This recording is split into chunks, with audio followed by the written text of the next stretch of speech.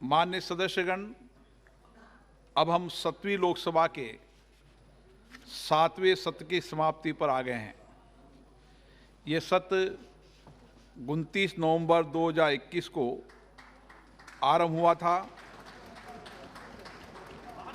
इस सत्र के दौरान 18 बैठकें हुई, जो 83 घंटे 12 मिनट तक चली। सत्र के आरंभ में सदन के 3 माननीय सदस्यों ने 29 और 30 नवंबर 2021 को शपथ ली।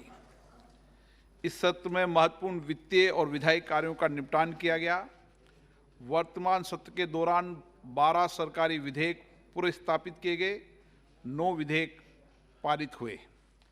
पारित किए गए कुछ महत्वपूर्ण विधेयक हैं: कृषि विधि निरसन विधेयक 2021, राष्ट्रीय औषध शिक्षा और अनुसंधान संशोधन विधेयक 2021, केंद्रीय सतर्कता आयोग संशोधन विधेयक 2021, दिल्ली विशेष स्थापन संशोधन विधेयक 2021 और निर्वाचन विधि संशोधन विधेयक 2021।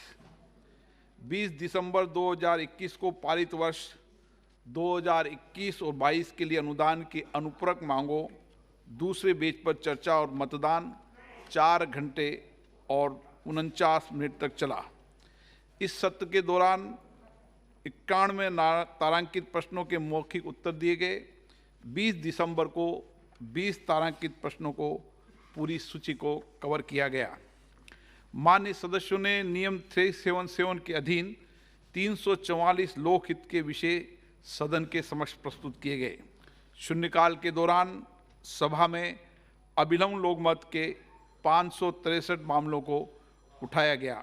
दिनांक 9 दिसंबर 2021 को सदन में देर तक बैठकर 62 माननीय सदस्यों ने शून्यकाल के तहत विषय सभा के समक्ष रखे।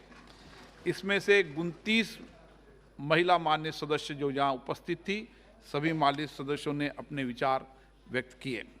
सत्र के दौरान संसदीय समितियों और सभा में 44 प्रतिवेदन प्रस्तुत किए गए। मंत्रियों द्वारा विभिन्न महत्वपूर्ण विषयों पर कुल 50 वक्तव्य दिए गए, जिसमें माननीय संसदीय राज्य मंत्री द्वारा सरकारी कार्य से संबंधित 3 वक्तव्य शामिल है। सत्र के दौरान विभिन्न मंत्रियों द्वारा 2658 पत्रों को सभा पटल पर रखा गया।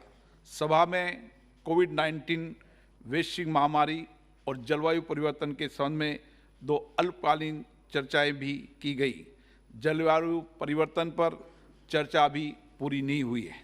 कोविड-19 वैश्विक महामारी पर 12 घंटे 26 मिनट तक चर्चा चली।